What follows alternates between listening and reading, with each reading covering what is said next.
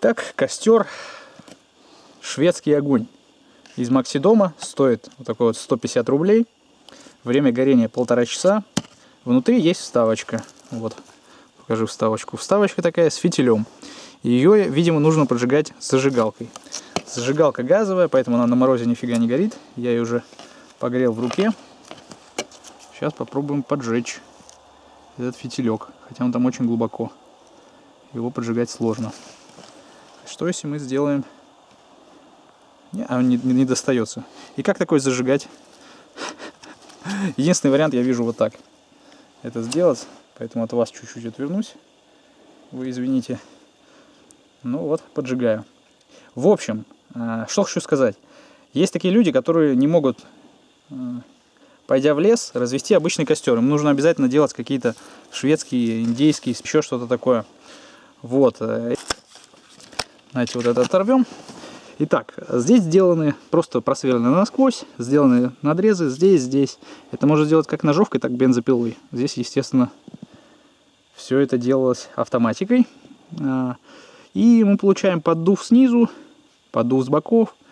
Самое главное, что у такого костра пламя идет вверх. Оно направлено, оно не тратится в стороны, и он очень компактный.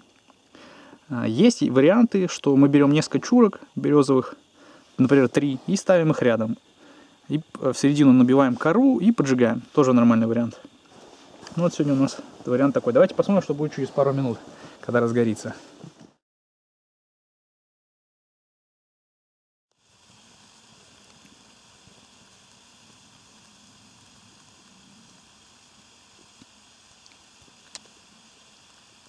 Зачем же может быть нужен такой костер? Ну, во-первых, не просто понтоваться перед друзьями, а он хорош для готовки пищи. Именно для точечной, компактной готовки пищи.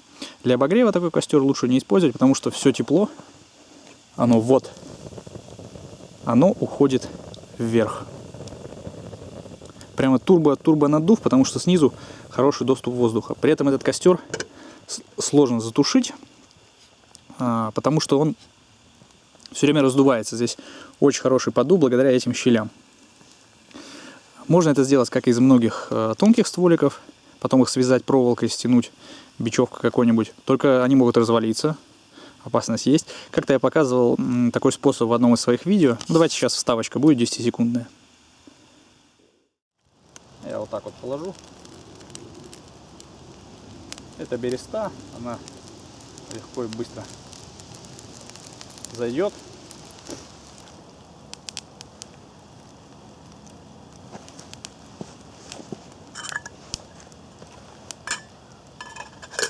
Сейчас еще немножко сверху стяну веточкой ивы, потому что, боюсь, рассыпаться может.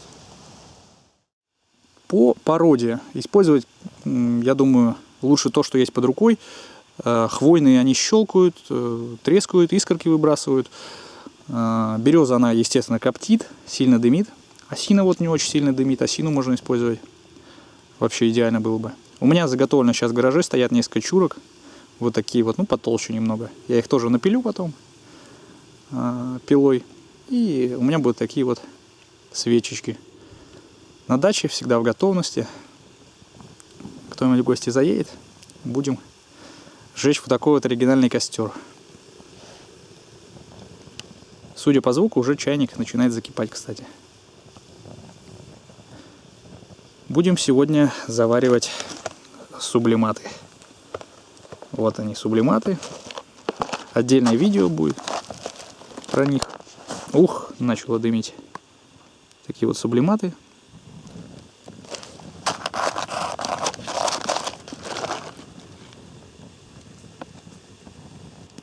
Соответственно, здесь 190 грамм весит пакет, 810 грамм готовый продукт. Чем отличаются сублиматы просто от высушенной еды? Тем же сублиматы, они при, насколько я помню, отрицательной температуре делаются. То есть при отрицательной температуре в вакууме вытягивается влага из продукта. Ну что ж, ждем закипания чайника. Заливать нужно сублиматы горячей водой. И встану, пожалуй, отойду Во, пошло дело. Заливать нужно горячей водой и ждем закипания и заливаем. Еще надо заполнить. Ох, пошла свеча. Покажи свечу. Смотри, как она стала. Хреначить-то. Ох, ну это потому что уже прямо сейчас она в турборежим вошла, можно так сказать. Сейчас уже можно греться. А вот так вот делаем, и у нас оп, экономный режим. Сейчас она потише станет гореть. Хотя, может, мы ее уже даже не остановим, она уже как надо горит. Поставим вот сюда. Включимся через 8 минут, посмотрим, что там, вкусно это или нет. Можно, кстати, пока чай из чаги заварить. Пойду за чагой схожу, чтобы не пропадала вода. Все, врубай. 20 минут горения такой свечи. Уже прочность конструкции у меня вызывает некоторые опасения. Здесь уже все истончилось, и ставить сверху тяжелый котелок полный я бы не рискнул. Возможно, стоит взять какой-нибудь ивовый пруток и связать это все, чтобы не развалилось. Но уже чай у меня заваривается, немножко чай покипел из чаги. Теперь он стоит, позаваривается, еще минут 10 постоит.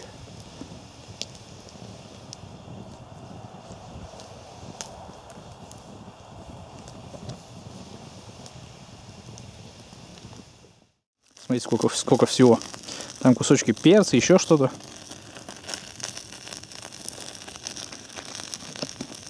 Да, слушайте, выжить можно вполне с таким.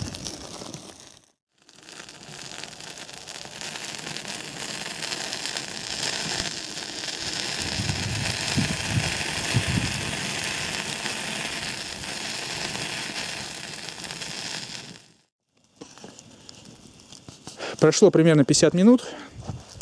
Сублиматы я съел, довольно, кстати, вкусные, много паприки.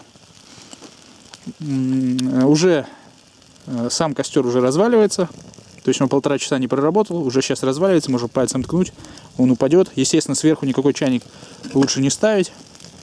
В чайнике я чайку немножко заварил из чаги. Вот, сейчас будем пить чаек. Вот такой вот костерок, свечка, вполне можно приготовить себе еды, то есть и чайку заварить, и первое какое-то сбацать. Со временем он рассыпается, и может быть вам не хватит времени, чтобы все приготовить. Так что это имейте в виду. Все, благодарю всех за просмотр. Всем пока.